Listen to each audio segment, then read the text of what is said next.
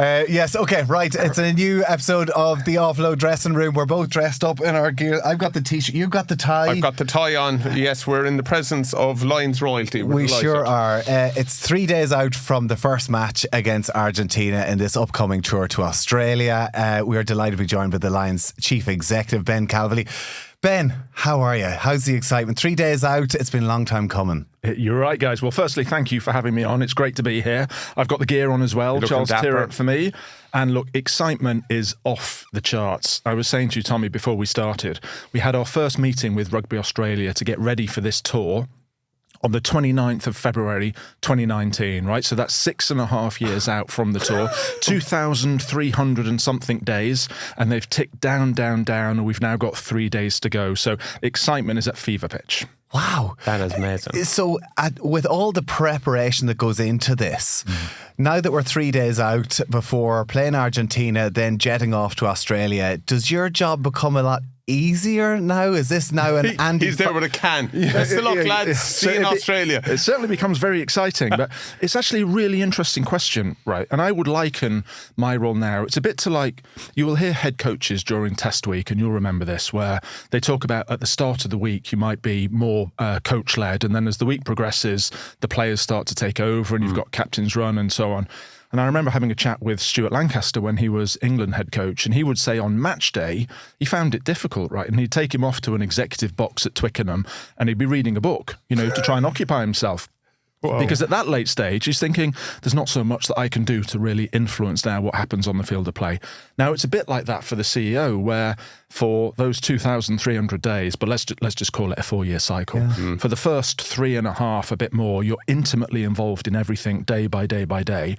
But then, of course, you get to this stage, and we've appointed the best in the world, whether that's the coaching team under Andy, whether it's the backroom team, and, of course, the players. And you've appointed them because they know what they're doing. My job is to get out of the way and to let them do it, right? To leave them to run the operational side and the rugby side. Now, there's an awful lot that I'll get involved in, but it's an interesting time where you do hand over responsibility to a group of experts to deliver, we hope, success on the field of play. That's amazing trust as well. We know the calibre of people you're chatting about as well, but how much is Andy driving it now? How much is he nearly even challenging you? Is there been anything he's asked that you've been kind of little taken back by? So not taken aback, but impressed, right? Impressed. So when did I first start talking to Andy? It's round about just after the World Cup in France, 23. And when we thought about who we wanted to appoint to lead this Lions tour, we got a group of people together that had many, many tours worth of expertise. So we had Ian McGeechan, who's been on, most tours since 1888. Yeah, exactly, absolutely. We had Brian O'Driscoll, 4 tours. We got Ian Evans, 3 tours himself, won 2 of them. We had Nigel Redman, who toured famously in 97. So we brought this group of people together to have a think about what is it that you need from a Lions coach. And we spent probably about 6 months working through that, at the end of which we decided that Andy was the guy that we wanted to appoint. So I met with him after the World Cup, and you know what it's like when you get invited to take on a Lions role, whether you're a player, a member of the backroom team, somebody working in a role like me, or the head coach. They are pretty short conversations, right? Yeah. So Andy was very, very keen, very eager to get involved. And what's impressed me most since I've worked with him is just a born leader. Mm-hmm. He's just a born leader, right? So we came from the training ground this morning. We were at UCD watching the players train. We had a group of commercial partners alongside there with us. And there is a guy in the middle of that field who you absolutely know is in control. Doesn't mean he has to be vocal all the time. Like, he gives a lot of responsibility to his coaching team, to his other staff, but you absolutely know that he is the leader of that group, and he's very, very impressive. What was it about Portugal then? Because obviously you're just back from there. Why? I know Andy's taken the Irish team to Portugal, but what is it that we've obviously seen the YouTube clip of behind the scenes there so far, which is really, really interesting. Right. But what is it about Portugal that enables this group of 4 countries come together to try to become one? Yeah, that's a great question. So there's definitely something about just getting to a location that is not typical. And so at this time of year, get down to Portugal, you've got 28 degrees, you've got a wonderful training venue, but you've also got opportunities to decompress, to socialise and so on after the training is finished. So this block, Training would start early, so 7:30 you're on the bus. You get most things done by early afternoon, and you've got a period of time in the afternoon so the players and the backroom team spend time together, get to know each other, socialise a little bit more and so on. But I think a big part of it, and I did speak to Andy about this, is creating a distinction between the season that's just gone, tough, long season, people playing multiple games, and you need a break between that and what's coming here in Dublin and then in Australia. And I think Portugal gave them that great opportunity to reset, to almost mentally realise that the season gone has ended. We're now on to a new adventure and it starts now. Yeah. Can I ask you about, you mentioned the business side of it, it just that kind of 4-year cycle. Yeah. Now we're kind of getting to it. Does this Lions tour need a win? Does the business side of it, when you look at balance and books, all that, you look at what's gone before, whatever about the pressure for performance, but just the pressure for making it a viable business? Do we have to look at results on the pitch for it to be successful? So they're all linked. They're absolutely all linked. So success on the field and success off the field do generally go hand in hand. What I think is fascinating about the Lions is that winning on the field regularly is not essential. It's aspirational, and we go into every tour with the ambition of being successful and winning. Mm-hmm. Right? This is a high-performance team. Every player, everybody involved wants to win. They're competitive and they want to come back having been successful. But the truth is, from a business standpoint, that we are very successful even if the team doesn't deliver wins on the field of play. You go back over the whole of the professional era. How many tours have there been in that time? We had a win in 97. Yeah. We had a win in 2013, right? That's not a massively high success rate in terms of wins, is it? But the business has grown tour on tour on tour. And we're seeing now, actually, the business has grown almost exponentially. 3 times more profit, 3 times more revenue, 3 times higher distribution than there has been for the next biggest tour. Right. It's amazing to hear that, because like we love the game, but all we're hearing everywhere else is we see what goes on in some of the clubs in England, the Welsh Union, stuff like that. It is reassuring to hear the Lions is in great fettle in terms of a business. Yeah, it really is. And so just to explain so everybody's clear, what does our business model look like? So we've got 4 shareholders who have 25% each, and they're the unions of England, Scotland, Wales, Ireland.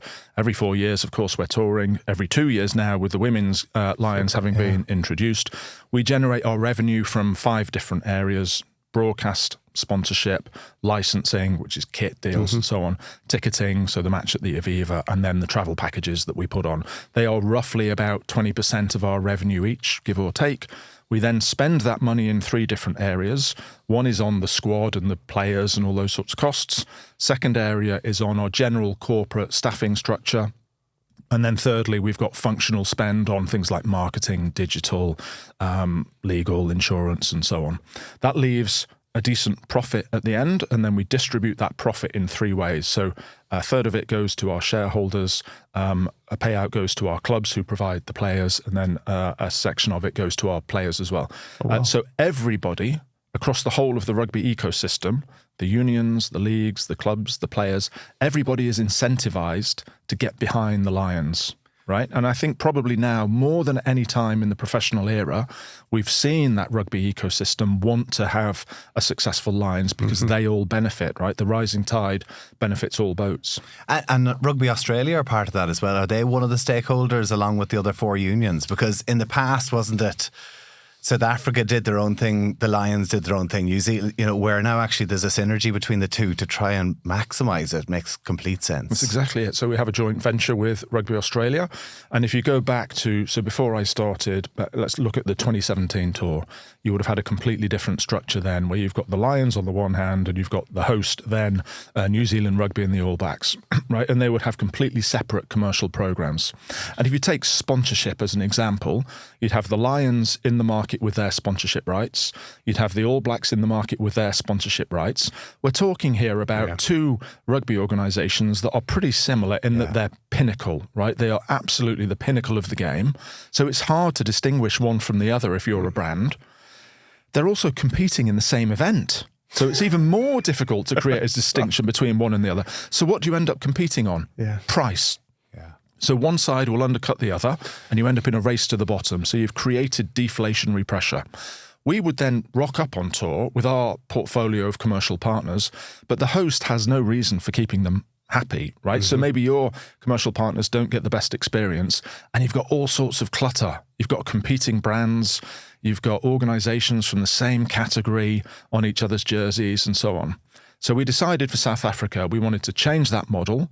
Yes, we remain in competition on the field of play, as it should be, but let's collaborate off the field. So we create a joint venture into which we vest not quite all, but the majority of our commercial assets. Okay. We then go to market with a joint proposition. And if you're a brand, if you're a sponsor, let's stick with that example, you can be on the front of the Lions jersey, you could be on the front of the Springbok jersey in 21 example, or the Wallaby jersey now.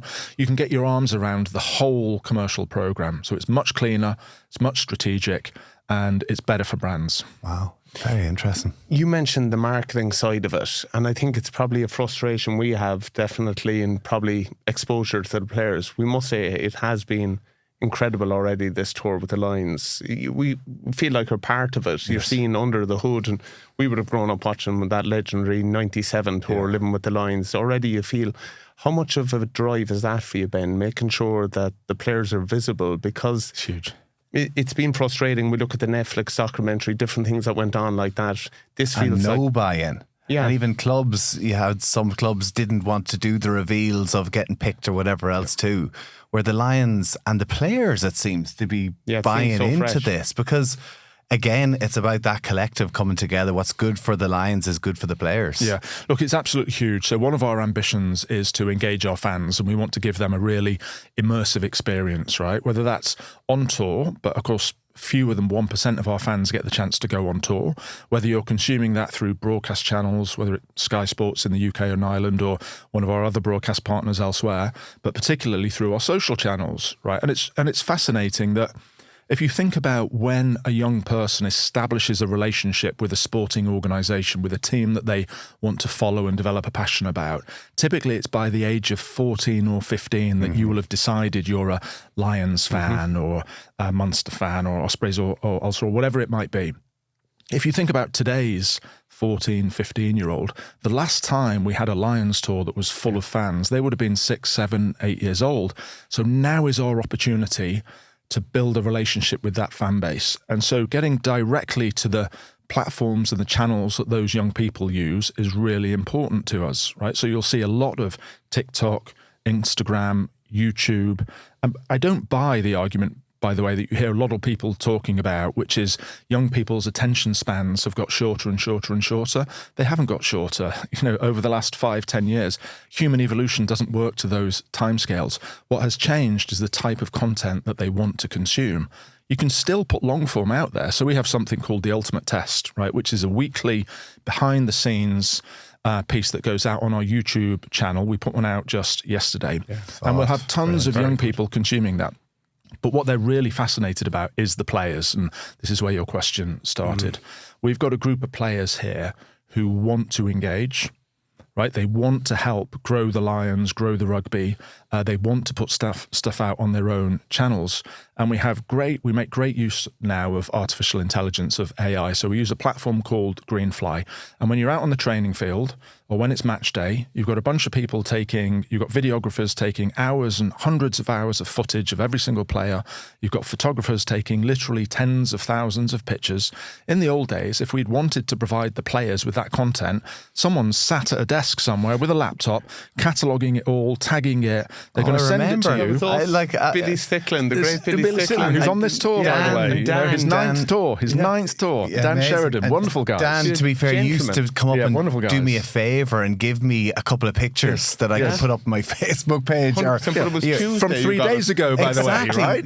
And it was a bit embarrassing putting it up back then. But so this is now. So now what happens? 10 seconds after you leave the training field, you're back in the dressing room. The stuff is there on your phone, and you can put it out on your social channels.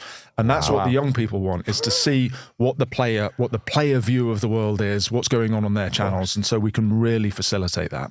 Wow. In terms of, we used to have things like social media, not a ban, but just let's pull it in 24 hours. Is there rules like that? Have you chatted to the players about when do they put their stuff out? So put it out whenever they want to, right? And there are I wouldn't call them rules. There are certain things you probably wouldn't want to put out on your social channels, but there's not like a rule of do and don't. Our view would be get as much out there as you possibly can. Wow. Right? What's to be afraid of? Just put stuff out because that's what people want to consume. Yeah. Right? So we want high quality content going out frequently. And part of one of the changes that we've made is, I don't know what it was like in your day, guys, on tour, but you used to have multiple crews coming into the camp, right? Yeah. Because you'd have broadcast crews, you'd have our own native channel crews, you'd have commercial partners sending crews in. So you've got like dozens and dozens of people coming in with cameras. And as a player, it's always seemed difficult to build a relationship if it's a new crew every 5 minutes. And, they'll come in and they'll say, I don't know, if you were a kitchen utensil, which one would you be? And the players banging their head on the table thinking, this is not... you crazy. Exactly. We have an idea here, we're going to play a game. You're like, please. You're like, make it stop. Make it stop.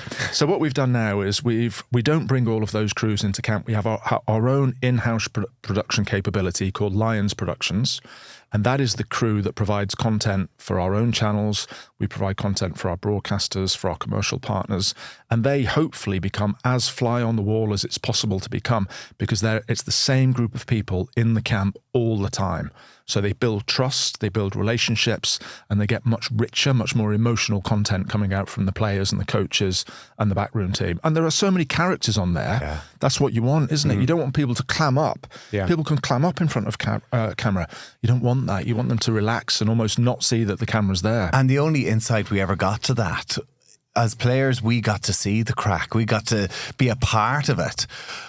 But for my family, I remember, they had no clue because they'd only be able to watch it at the weekends until the DVD came out, where now you have the YouTube shorts, you have the players' Instagrams, and you have all sorts of videos going on. How important, though, is the final package of the Living with the Lions DVD or, online show, whatever is going to be at the end of it, and that has the level of detail and insight and behind the scenes content that money can't buy. That's the key, right? So it's really important if you get it right. If you don't get it right, it's not very important. No. Right? And look, I think there have been some sports docs, and I will watch all of them, right? Whatever sport they're in, I watch all of them. And occasionally they become a little bit formulaic, and it can be a bit of a library piece. I'm going to put that, on the shelf there, the old style DVD, and it's a record of who won the matches by which schools, things like this. You can get that anywhere now, can't you? So it's got to be about the richness of the content. It's got to be about the characters exposing themselves. That's when it becomes valuable. The authenticity. And that's, I go back to this point about having our own production crew. That's partly what that is about. It's about getting that trust, which is key, right? You build trust in the early weeks with the players and the coaches. That's when they start to relax. That's when the content becomes richer. And that's what we hope we'll have in the doc that people will see after the tour. Looking forward to it. In terms of scale, you were there in 05, 09, I was there in 09, 13. It blew me away, the backroom staff, the amount of the logistics, the amount of players. I can only imagine what it's like now. What sort of size tour party are going to Australia? So it's about 90. 90, right. The tour party is about 90, so 40 of those would be players, and then you've got the rest who are obviously the backroom team and or working in various different functions. And then there are people beyond the 90, right? There's a bunch of what I would call corporate staff who aren't part of the tour party. So these are some of the people who are working on the tour every week in, week out over the 4-year cycle. They wouldn't necessarily be a part of the tour party, but they're still part of the Lions wider staff. So this thing grows and grows and grows and grows. And in terms of logistics, like what sort of scale of sending kit over? Is there flights? Kit's amazing. So I think there's about 11 tons worth of kit. Right. 11 tons worth of equipment. And of course, you've got to sort of leapfrog it around Australia, haven't you? So we've got a bunch of kit in Portugal. 2 matches which we use, every week, and then we give that out to the Portuguese Rugby Federation and to clubs locally. Wow. We've got kit here in Dublin that we'll be donating, and then we've got kit across Australia. Donate it to Munster, please. There's enough up here. And so we have an advance party. Give it to Tommy, actually. You can take it home with the car. We've got an advance party who go out before everybody else, and they get the venue ready, the training base ready, the hotel ready, and so on. Everybody arrives. and it's all ready to go. The advance party then leave, typically before match day, because they've got to get the hardest job on the tour. A wonderful guy called Tom Day leading that now. So they go ahead. So by the time we get to Perth, they will already have gone ahead to Brisbane. So you're kind of cantilevering this 11 tons worth of kit across the country over and over again. And it's an incredible operation. But it's always done to the pinnacle. Like every time we notice that when you go on the Lions tour, like I know this sounds a little bit arrogant, but your bag being on your bed, ready to go. You felt like soccer players, didn't you? Honestly, you were like, I'm elite all the time here. And I felt it demanded you to be at that level. Yeah. Well, I hope it feels a bit special. Doesn't it? It does, yeah. It feels like the pinnacle. But that's what we talk about all the time. What is it that's so special about the Lions? And one of the things is that for the players, it's the pinnacle, and we absolutely got to protect that. Right? If you ever lost the support of the players, of course, there is no Lions at that point. So we need to make it feel special for the players. And part of the things that you talk about, the bags being on the beds, ready to go, that's all part of it, isn't it? But we try to look after every need that the player has from start right the way through to the end. And the buy-in from the players, but the fans as well. I mean, the Lions, it's such an iconic brand. We've spoken about the social media and the engagement, but how difficult is it to keep this as a brand that soccer supporters will watch this weekend or this summer? Like all other sports are interested in the Lions. But when it only comes around every 4 years, it must be, is it more difficult, or is it because of the scarcity actually keeps people more interested? Yeah, well, you can argue it both ways, right? Because there's some truth in the phrase that what's rare is precious. So scarcity brings with it value. But you don't want to be too scarce. No, of course not. So we try you have to make money. You have to try and make it work as a business too. Yeah, of course you do. So we try to extend the life of a Lions tour. No longer is it the 6, 7, 8 weeks of a summer. We now try and extend it for a 2-year period. So it's about 18 months out from the tour. We announced Andy Fowler's head coach. You're then announcing the schedule and the fixtures that you're playing. You've then got your jersey unveil. You'll then announce your assistant coaches. You've then got the squad announcement and so on. So we try to extend the life of the tour for around about a 2-year period. But the fans continue to turn up in their droves. And this tour is a great example of that. Where you look at the game we're playing here at the Aviva on Friday night, we could have sold it out 5 times over. Right, we had 250,000 applications for a 50+ thousand seat stadium. So if you can find for me a 250,000 seat venue, right, I'm all ears. Was there any thought of playing in Croke Park? So part of the reason that we're here is because we've never played in Ireland before. In fact, it's the only one of our 4 constituent unions that hasn't hosted the Lions. So really important for us to be here. It's also the 150th anniversary of the IRFU. So this is a celebration, I think, about all things rugby and rugby union across the island of Ireland. So it made sense for us to be at the HQ of rugby union in the Aviva, which is a wonderful venue. But then if you look at some of the other fan-related stats, look at the travel programme, right? So go back to last time we were in Oz, 2013, and you remember it. There's a sea of red, right? Where we took over every pub, every club, every venue, every training base, every hotel. Phenomenal.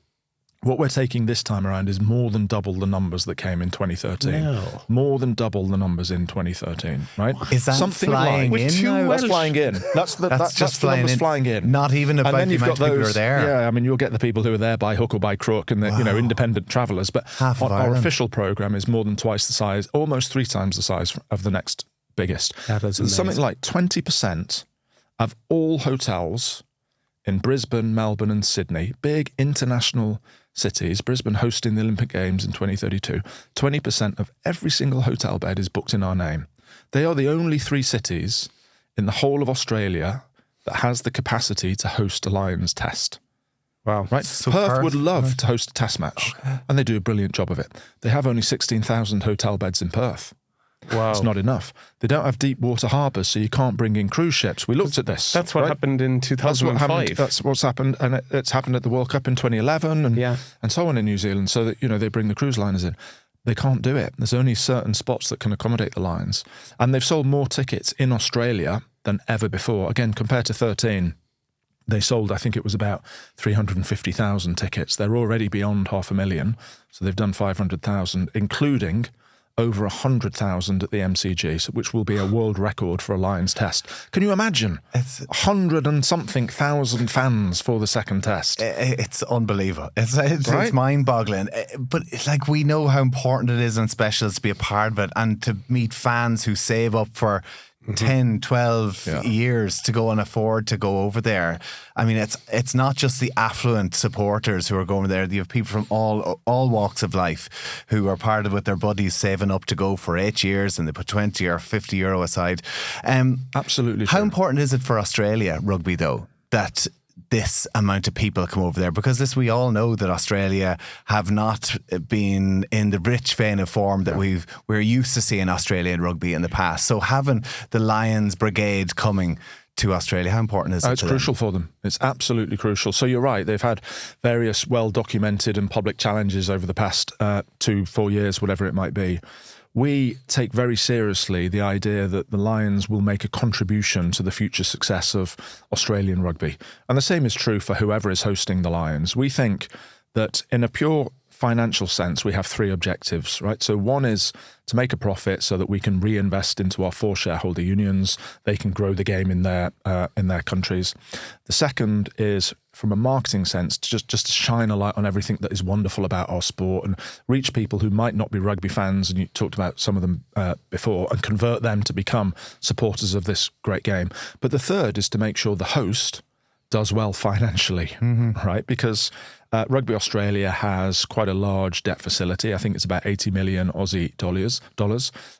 They will clear that and make significant profit beyond. And of course, that takes them through to the 27 World Cup, and then they're hosting the Women's World Cup in 29 as well. So they're in a period that is really important for them to climb up that hit parade of sports that the Australian sports-loving public, and we all know what a sports-loving public there is in Australia, they have to climb up that hit parade, and this is a really significant part of that.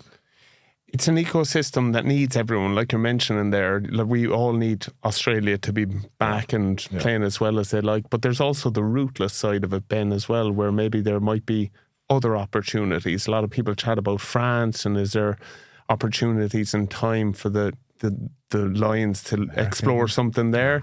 What's your take on that? Is you're traditionalists that this is where and how we tour, or is there chance in time for the Lions to evolve and to look to new markets? So it's a fascinating area to think about this, isn't it? So we did a big piece of work on this. It took us about 6 months, where we thought about exactly that. Would the Lions always do the same as it's done in the recent past, right? Because it's only since 89 that we have toured every 4 years to the 3 countries that we've been touring. Prior to that, we would tour more frequently. We've played against 11 countries over the years, so there have been different countries in the mix. Okay. What we decided is there are certain things that you absolutely have to protect. So the Lions will always be the best of the best from the UK and Ireland, right? So purely merit-based selection. You'll never go towards quotas or anything like that. You have to be playing against the best from elsewhere in the world. So you don't want to go and have exhibition games just because a new market is interesting to you. You've got to be playing against the best. So it's really competitive rugby, and it's got to be in countries that are full of adventure, right? So for the players and for the fans, the tens of thousands who will be there with us, they have a great time on match day, but they also have a fantastic opportunity to engage with that country outside of match day. So we need to protect that. But there are things we can do to innovate, and that does, I think, in the future involve us going to new markets, right? So we've identified there are various markets in the world that are interesting to us, right? One of them would be France. Another would be North America. Japan is on our list, which is why we played them 4 years ago. And of course, Argentina, we're playing on Friday night, and there's a reason for that. Now, if you think about a Lions tour, I look at it as and chunk it up into 3 different areas. You've got the test matches, which you're not really going to mess about with. You're going to play 3 test matches against the best in the world, the host. You've then got the pre-tour period, so the equivalent of the game that we're playing on Friday against Argentina. That presents a really interesting opportunity for us to start to build relationships with new countries. So could I see us in the future playing against the French, for example, or against the US? Absolutely, I could. Could I see us beefing that up a little bit? We are talking with New Zealand Rugby about seeing if we can do something alongside them. So maybe they are playing a opponent on one day. The very next day, we are playing a different opponent, but there's a weekend of rugby that you could see happening in Paris, or it could be in Barcelona, or it could be in North America. You've then got the non-test matches on tour, so this is the third element. And of course, you're typically playing against the franchises or the provinces or whatever they might be called in the country that you're visiting. But often there will be something like maybe a President's 15 or, composite sides, an invitation or something like this. So the question we're asking is, can we maybe sub those out and replace them with, let's say, a Japan? Right, so if you go forward and you're thinking about 29, could you see us playing something interesting in France as a part of that pre-tour element? You're then on tour and you're playing against the Crusaders and the Chiefs and everyone you would expect, but it might be a Japan or a Fiji, and then you're following that with the test matches. I can absolutely see that happening. And I think it's really important that what you can't do is just decide, right, a week on Tuesday, we're going to go and tour a new market. Right, you can't expect that market to automatically be ready to accommodate you. You have to build a relationship with the market over a period of time. And if we ever did decide then that we want to have a full tour in a new country, you've spent a period of time building a relationship with those fans so they are ready to accommodate you. It's a bit like the NFL or the NBA. You look at the number of games that they've put on over here in Europe over many, many years. It's like a 20-year project, isn't it? They wouldn't just drop the Super Bowl here in year one. That's the view that we're taking. So yes, let's build relationships with new markets, but let's do that in a very deliberate way over a period of time. And then if we ever want to have a full tour in a new location, the market has been primed. It's very interesting that the traditionalists might have their opinion of the way things are, but everything is evolving, and it's really interesting to hear that you're kind of thinking big picture on a lot of this as well, but also keep the values of what the Lions is to. Well, that brings on to the women's tour as well in 2 years' time. I mean, how important is it that we have a British and Irish women's Lions, and even in terms of the opportunity for this, because the Women's Rugby World Cup is coming up at the end of this year in England. It's going to be the biggest we've ever seen in the women's game. It's growing massively as a sport. But then to have that carrot for these women's players to go on a Lions tour, it must be hugely exciting to be a part of that. Oh, it's wonderful, isn't it? So when did we announce that we were creating a Lions women's team and the inaugural tour to New Zealand to play tests against the Black Ferns? I think it was about 18 months ago. So it was January 24. And it felt like one of the most significant announcements we'd ever made, actually. For 137 years or 136 years then, this had been a male-only institution in terms of pulling on the jersey. I remember when I first started, one of the early conversations we had with the board was about whether or not we would introduce a Lions women's team, and almost immediately the decision was it's a case of when, not if. Right? So there will be one. We just need to make sure that we're introducing it at the right time. We then had COVID and so on, so we were slightly focused on that. But as soon as we got through the South Africa tour, we decided right now's the time that we need to think very carefully about the Lions women's tour. And we followed a number of different stages. So we had a feasibility study that looked in real detail at the economics of a Lions tour for the women's game. It looked at where you would fit it into the calendar. It asked questions of players and fans to determine whether they wanted it to happen. And all of the feedback through that process was really positive, right? We then ran a bit of a bid process. So we spoke to different countries around the world to see what was their appetite for hosting the tour. We had a number of different countries that were interested, but New Zealand made perfect sense to us. Back-to-back world champions at the time.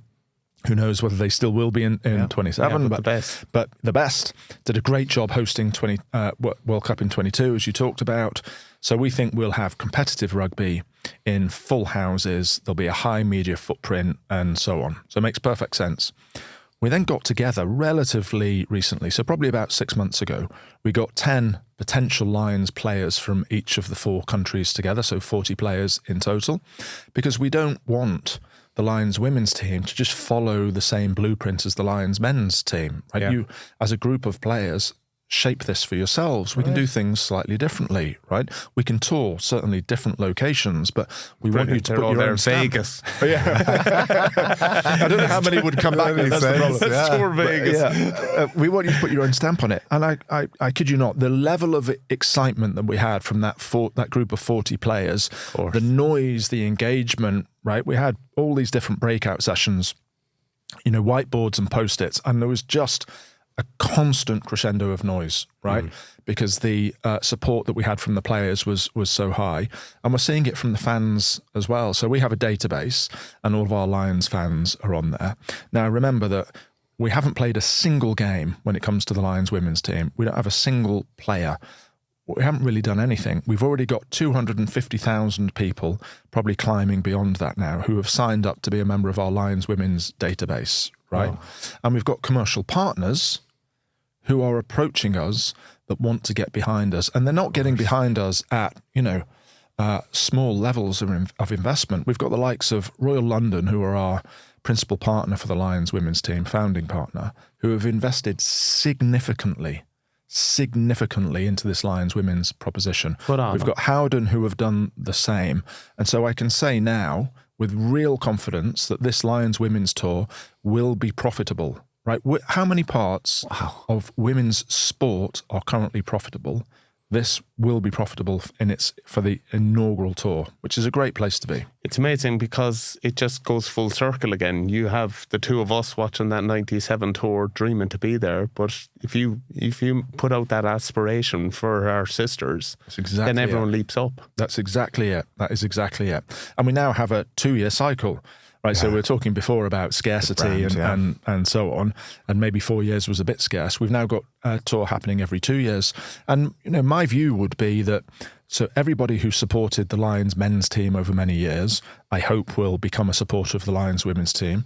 I reckon there's a whole bunch of people out there, though, who are not currently supporters of the Lions, and they will become supporters of the Lions because of the Lions women's team. Right, so I think this is an opportunity for us to get a whole new demographic, a whole new group of followers to come and be a part of this Lions family. One of the amazing things from both our tours that we remember so much about was when you're over there, you're giving back. A lot of the players think about the social side of it and actually what happens on the pitch. But some of my greatest memories were going to visit the townships in South Africa, to go and play rugby with school kids in Australia as well.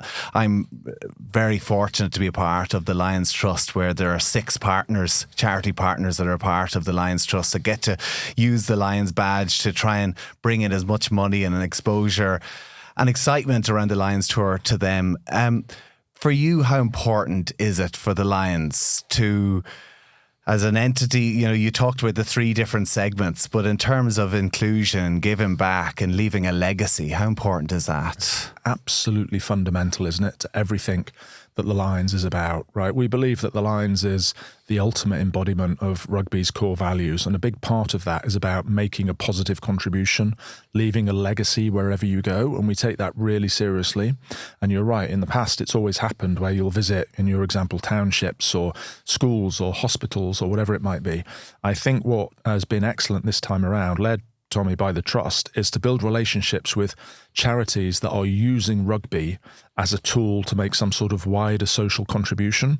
So what we're not doing is just rocking up at a school and giving the pupils in that school a wonderful experience for the hour that you might be there, and then you leave and it all sorts of falls away. Yeah. We're supporting charities that are working day in, day out, week in, week out, using rugby in the way that we're describing.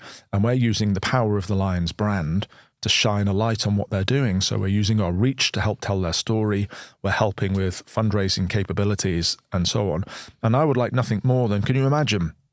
We're in Australia in a couple of weeks' time. We're supporting projects. And then let's say you're there.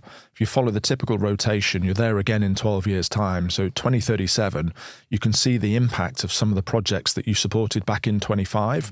That's what I think the Trust has done wonderfully well, is it's starting to think really strategically about not just how can we demonstrate values and make a positive contribution while we're there, but how can we do it in a way that is sustainable and adds value for a significantly long period of time. Yeah, because I know in South Africa, Jason Leonard's Atlas charity has had amazing work that's happened in South Africa, and whenever that tour goes back there again, you're going to see such footprints of where that started. You have Lawrence Delalio's Rugby Works, you have Loose Head's mental health charity, which is so important in the current game. Wooden Spoon is our children's charity. Matt Hampson's foundation is, of course, course, around players who've gotten injured playing the game as well. My Name is Doddy Foundation as well. Of course, Doddy, we're the great Lions legend around motor neurone disease, but also then the Great Barrier Reef Foundation is the Australian arm on this. Very different to the 5 charities on the trust on this side of the world, but actually the Barrier Reef, if the Lions can have some impact in trying to save that ecosystem, like what a legacy to leave. Yeah, it'd be wonderful, wouldn't it? So this is the first tour that's had environmental sustainability built into it right from the outset. Right, of course, there's a carbon footprint when you're travelling as far as we are, but we're working really hard to make sure that is offset. So we offset 100% of our, what we call our core carbon emissions. We offset 100% of our travel party. So this is the 90-odd people that we talked about before, of their carbon emissions. And we're getting up towards 100% of the fan travel emissions also being offset. Wow. We do that in a number of weird and wonderful ways, but almost 100%, right, for the first time ever. But the partnership with the Great Barrier Reef Foundation is not about offsetting. That's about making a positive contribution to biodiversity across the whole of Australia, because there are so many species that rely on the Great Barrier Reef, right? And it is struggling, it is suffering. And so if we can make that positive contribution, then in environmental terms, I think it's absolutely massive. But just to go back, you talked as well about the different charities that we support here. We could spend an hour talking about every single one of them because they are fantastic. But I'm just going to call out Looseheads because they've got an activation happening here in Dublin. And, you know, they're a mental health charity, as you mentioned, Tommy. And that's not something that we've been great at talking about over years, is it? No. Right? Particularly men of a certain age, not brilliant, opening up to say that they are struggling with mental ill health. And their ambition, this is Looseheads, is to put a mental health lead into every rugby club across the world, every rugby club across the world, and say to each other, if you're struggling, it is okay to reach out, right? You should be opening up to your pal. And so they've got an activation called Hugby there, which they're launching around the Argentina game this weekend, which basically is because everybody's hugging at a rugby game, right? Whether it's the players after a game, before a game, the fans, and it's saying you can do that to your male friend who is next to you, and just encourage them to open up. And if they're struggling, they know they can speak to you. And there are examples in each of the 6 charities that you mentioned of things like this that probably don't get the airtime they deserve, but they're really important. Well, the beautiful one from the weekend is Dan Cole's last moment with Tom Croft. 2 incredible lines, 2 incredible players, but sharing a special moment and exactly what you're saying. Hugging it out. Exactly it. And Tom Croft, by the way, a great ambassador for the Matt Hampson Foundation. He is. Another one of our I know just 2 of them as well are trying to break a world record attempt. The world's longest rugby match, 36 hours straight. Really? Between the Wooden Spoon and Looseheads and Mullingar Rugby Club. I'm going to be going down tomorrow, so I'm looking forward to trying to check it out. If you were ever incentivized to get sin binned within 3 minutes. But also the Lions Trust, what it does too is it actually helps former players as well. So obviously we played as part of the professional game, but there's a huge amount of players who played in the amateur game who might have been going through difficult times, whatever else, and there is the money that goes into the trust really aims to try and give back to those former players as well. The match is 3 days away. We talked about it at the top. How important is this for the Lions to get? Is it important to get off to a winning start, or what is it about just this first match kicking off against Argentina? Well, you'd certainly like to, wouldn't you? Wouldn't you? Certainly like to. Would. I mean, well, Donncha played against. Go on, tell us your story. I played in 2005. Where Johnny knocked over a kick to draw it, and everyone went, "Whoo! Thank God!" 25 all. Yes, wasn't it? you're not wrong. Classic. So, yeah, of course you want to win, right? And we got one 4 years ago against Japan, a couple of injuries that we suffered, sadly, which you hope don't happen this time around. And look, so why do we do it? Partly, there's a performance element, of course. So you speak with the performance team coming out of South Africa who had the view that you maybe want one more game. You want to give the players an extra opportunity and an extra run out. So that's part of the reason for doing it. There's a commercial reason, let's be clear. These are lucrative games, and so that's helpful financially. But there's also a big part which is about engaging our fans. And, you know, we talked before about fewer than 1% of the Lions fans ever gets the chance to go on the tour. So finding a way to engage, in particular younger fans, is important, and we can do that through the match that we're holding in a couple of days' time. But yes, getting a win, I think, would be the desire of absolutely everybody. And that's what the players and the coaches are all working to day in, day out right now. And then what about Australia? 3 tests, Joe Schmidt up against Andy Farrell. We had Joe sitting on that seat a couple of months ago again, and like you could see it in his eyes that the Lions was the challenge that he just couldn't wait to get stuck into. It's just so exciting for both sides. But the Lions, as you mentioned, they've had 2 wins in the professional era, which is just insane given the eyeballs and interest in it back in 97, 2013. You must be hoping for a win. Again, that is the aspiration. So coming back with the trophy is what we hope that we will be doing. Yeah. And look, it's interesting when you think about why is it so difficult? And I think it's because you're playing away from home all the time. And yes, you're bringing together this team of rivals who are playing against each other in Six Nations and things like this. And they've got to form this common bond in around about 2 weeks, which is obviously not easy. But then you're going away from home. And I sometimes compare it to, let's say a Ryder Cup or something like this. And in the Ryder Cup, you'll get a lot of wins at home, right? But you rarely will win away from home. When did they last win away from home? I think it was 2012, the Miracle in Medina. Yeah, Medina. Remember that one? Yeah. It just doesn't happen because going away from home and winning is so much more difficult. And I think that's what makes it the ultimate challenge, right? You guys are players know this better than I do, but that makes it the ultimate challenge. But I've got no doubt as well that the Aussies will be fully primed and fully ready for this. I mean, they've performed well, haven't they? They had an uptick in the autumn. They had great wins against England and Wales.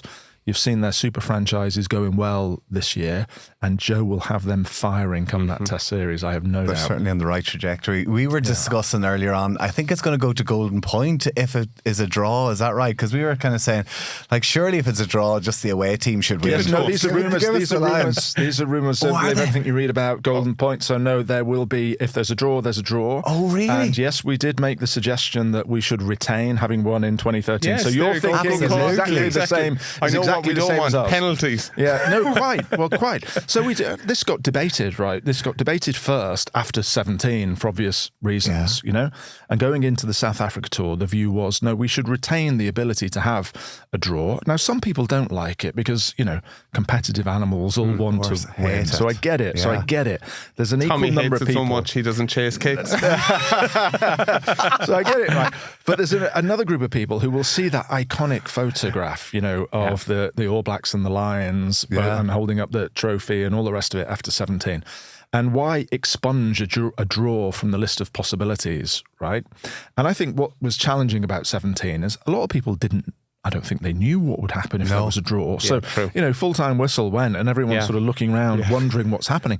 If you know what you're aiming for, then I think it's slightly different. So yes, we will retain the ability to have draws. But of course, the key is to make sure that you win and you don't ever have to rely on any of those things. Absolutely, fingers crossed. Listen, Ben, thank you so much for coming in to talk to us. What an amazing insight. We all are so keenly focused on what's happening on the pitch and on social media, but actually to know about the many cogs behind the scenes is incredible. We wish you all the very best this weekend and over the next couple of months. Go well. Well, thank you very much. And can I just end by saying thank you to you two gentlemen, because it's wonderful to come on and to articulate what the Lions means to me. But the truth is the Lions is built on the work of the players. And in the two of you, we have wonderful ambassadors. So thank you for everything that you do. Stop it. You're too kind. I carry him. Speak for me, but not about him. Thanks again for another listening to the Offload as well. We'll see you again for another episode on Friday. Ben, go well this weekend. Thank you. All the best. Go Lions. Hey!